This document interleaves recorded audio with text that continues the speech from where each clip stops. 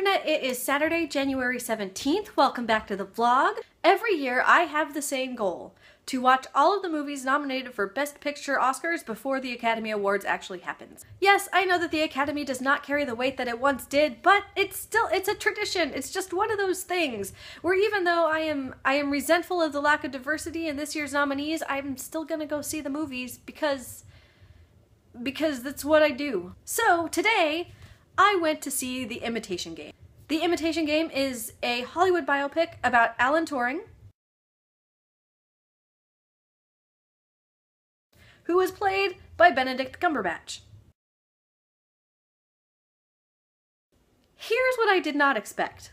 I did not expect to leave that theater crying. I know the story of Alan Turing. I'm a big fan of Alan Turing. I knew what was gonna happen, and yet at the end of the movie, I sat there just crying. And I don't know who was horrified more by this, me or the lady who was sitting next to me, who was just as surprised as I was when I burst into tears at the end of the movie. It's so unfair what happens to him, and if I think about it too much, I'm gonna start crying again, so let's just talk about the performances in the movie itself. Benedict Cumberbatch is amazing, which should not be a shock. That guy could make watching paint dry look interesting. Based on this performance, and without anything else to compare it to, because I haven't seen any of the other nominated performances, I hope he wins, because I want to see if John Travolta can say his name. Keira Knightley was also nominated for an award. She's up for Best Supporting Actress for this movie. I am not so sure about that one. Keira Knightley seems to play the same role in this movie that she plays in a lot of other movies, so it doesn't seem like it was that much of a stretch for her, but at the same time, maybe it was just a very subtle performance, like Kim Basinger's in LA Confidential.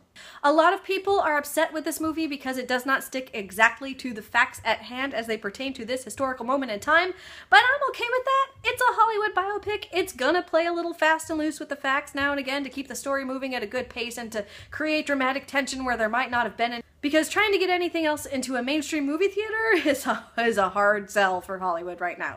That said, if anybody ever wants to create a documentary on Turing, or if anybody knows of one, I will gladly watch that because dude was fascinating.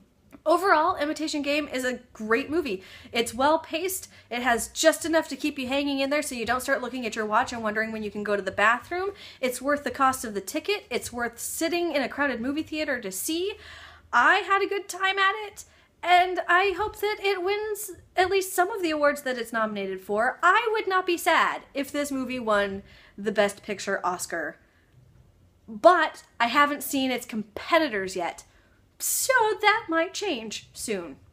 Maybe that might even be tomorrow because there are a lot of movies to see before February blah blah, I don't remember when it is. So I don't know, we'll see. Stay tuned.